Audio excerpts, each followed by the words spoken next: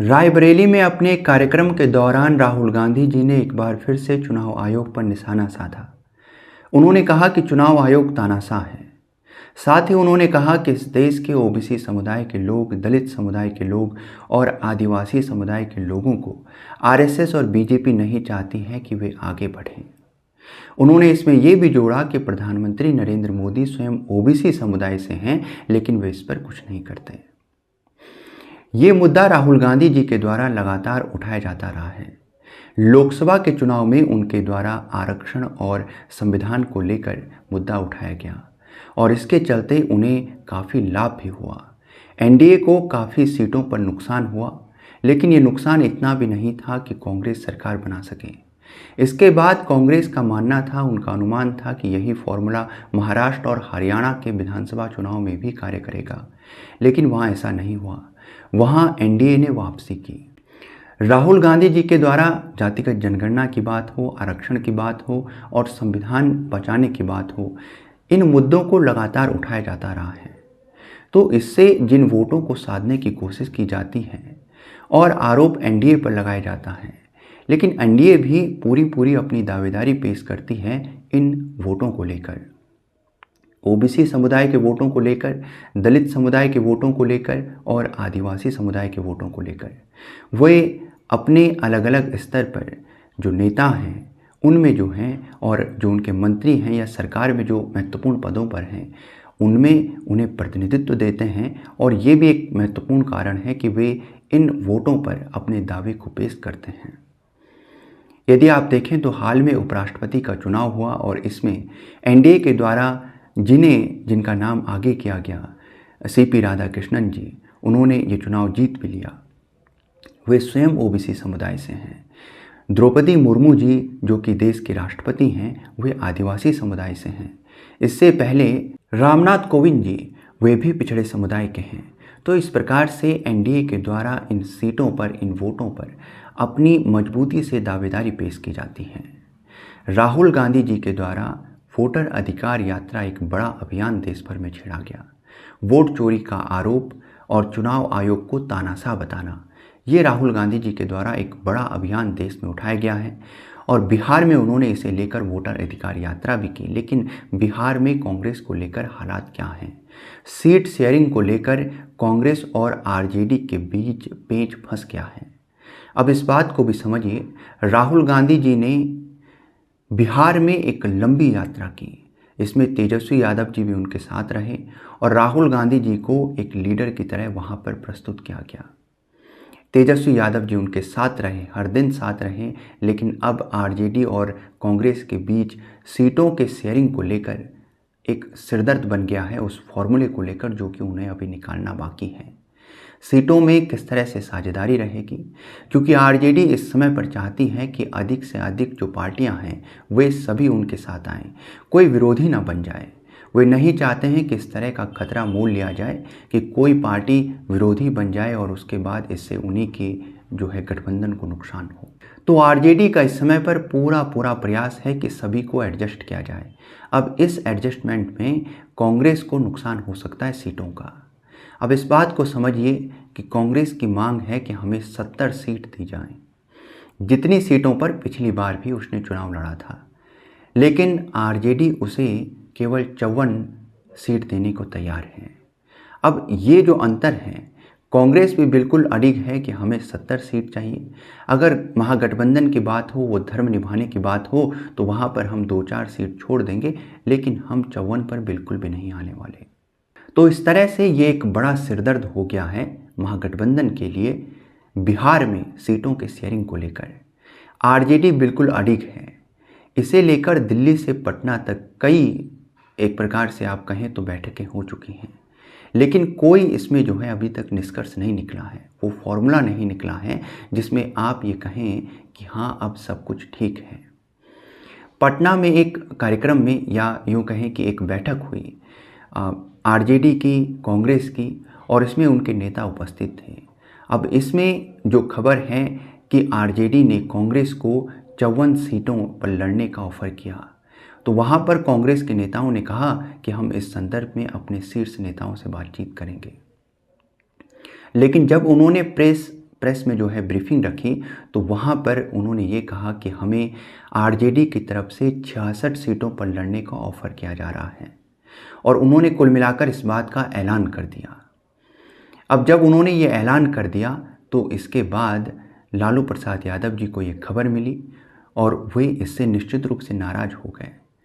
अब वे पूरी तरह से इस पर टिके हुए हैं कि हम कांग्रेस को केवल 52 से 54 सीट देंगे।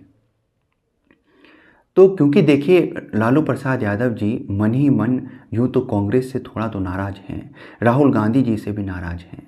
क्यों नाराज़ हैं? क्योंकि जब तेजस्वी यादव जी को पूछा गया तो उन्होंने हमेशा राहुल गांधी जी के नाम को आगे किया प्रधानमंत्री को लेकर, लेकिन जब राहुल गांधी जी की बारी आई और उनसे वोटर अधिकार यात्रा में कई बार अलग अलग ढंग से पूछा गया कि आप मुख्यमंत्री के तौर पर बिहार में किसे देख रहे हैं, आपकी क्या राय है, तो उन्होंने तेजस्वी यादव जी के नाम को लेकर पूरी तरह से उन्होंने जो है साफ तौर से इस पर अपने फैसले को नहीं रखा। उन्होंने तेजस्वी यादव जी के नाम को सीधी तौर से आगे नहीं किया। तो ये एक बड़ी खटपट है। मन ही मन लालू प्रसाद यादव जी उन्हें देखकर या उनसे नाराज जरूर हैं। कुल मिलाकर यहाँ पर कहीं ना कहीं आरजेडी ही बॉस है एक तरह से महागठबंधन की बिहार में। कांग्रेस जरा अपनी स्थिति को ऊपर उठा रही थी और उनका ये भी मानना था कि हमारी स्थिति वोटर अधिकार यात्रा के बाद बिहार में अच्छी हो जाएगी। जैसा कि उनका कहना है कि बिहार में इस समय पर माहौल हमारी तरफ लुढ़का हुआ है, कार्यकर्ता भी पूरी तरह से सक्रिय हैं, एक्टिव हो गए हैं, उनमें जोश है, माहौल हमारी तरफ है, इसलिए सीट शेयरिंग में हमें अच्छा खासा लाभ मिलना चाहिए।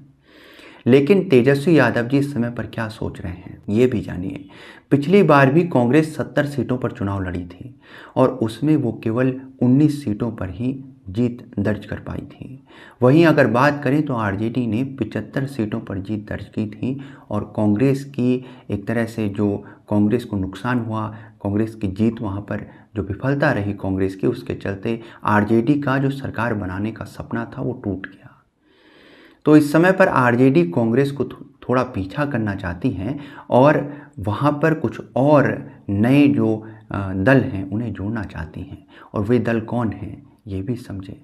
मुकेश सहनी जी की पार्टी को इस समय पर वे अपने साथ सम्मिलित करना चाहते हैं। वे नहीं चाहते हैं कि पिछली बार की तरह सीट शेयरिंग में जो उनके साथ खटपट हुई वो इस बार भी हो। वे इस तरह से किसी को अपना विरोधी नहीं बनाना चाहते, सभी को एक साथ लाना चाहते हैं। तो मुकेश सहनी जी की पार्टी को वे सम्मिलित करना चाहते हैं, वीआईपी को सम्मिलित करना चाहते हैं। इसके अलावा पशुपति कुमार पारस जी की पार्टी है, उन्हें भी वे एक सम्मानजनक ऑफर देना चाहते हैं।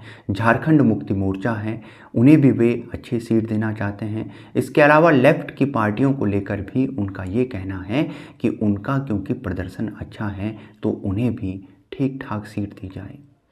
पिछली बार जो लेफ्ट की पार्टियां हैं उन्होंने 29 सीटों पर चुनाव लड़ा था, लेकिन इस बार उनकी मांग 40 सीटों की है। तो इस प्रकार से यदि आप देखें तो तेजस्वी यादव जी के लिए और कांग्रेस के लिए यहाँ पर पेंच जरूर फंस गया है। जितना और नई पार्टियों को सम्मिलित किया जाएगा उतना ही जो है तेजस्वी यादव जी को कांग्रेस के लिए कांग्रेस की सीटों में कटौती करनी होगी या स्वयं की। यानी कि यहाँ पर ज़रूरी है कि कांग्रेस कहीं ना कहीं समझौता करे, लेकिन वो इसके लिए तैयार नहीं है। क्योंकि यदि वो 70 सीटों पर लड़ते हैं तो अनुमान है कि 40 सीटों पर जीतें, 45 पर जीतें। लेकिन अगर वो केवल 50 से जो है 55 सीटों पर लड़ते हैं तो इससे वे जो है 25 से 30 के बीच आ जाएंगे। और अगर सरकार बनती भी है तो उसमें उन्हें निश्चित रूप से वे इसमें अपना नुकसान समझेंगे। तो ये एक महत्वपूर्ण विषय है जिसमें कांग्रेस नहीं चाहती है कि वो कहीं भी बिहार में अगर सरकार भी बनाती है तो सरकार बनाने में भी उसकी भूमिका कहीं मजबूत रहे, उसके पास कुछ ऐसी सीटें रहें जिससे कि वो बिहार में एक निर्णायक भूमिका में रह सके। तो बिहार में कांग्रेस के लिए अपने जो है बिसात को, अपनी विरासत को बनाए रखने की भी लड़ाई है और वोटर अधिकार यात्रा से उनका ये मानना है कि उससे हम कहीं ना कहीं इस बात के हकदार हैं, क्योंकि राहुल गांधी जी ने एक ऐसे मुद्दे को उठा दिया है जो कि बिहार के चुनाव के लिए माहौल तैयार कर रहा है। तो ये कुल मिलाकर उनका कहना है। अब इसका कितना कुछ प्रभाव रहेगा और कितना कुछ नहीं, लेकिन उसमें भी आरजेडी और कांग्रेस के बीच खटपट जो है अभी तक बनी हुई है, वो फॉर्मूला निकलना बाकी है जिसमें सभी का जो है पूरी तरह से सहमति हो।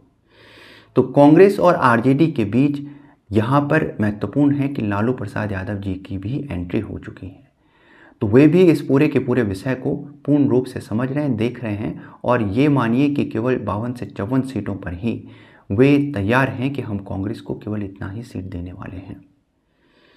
आपके इस संदर्भ में क्या राय है?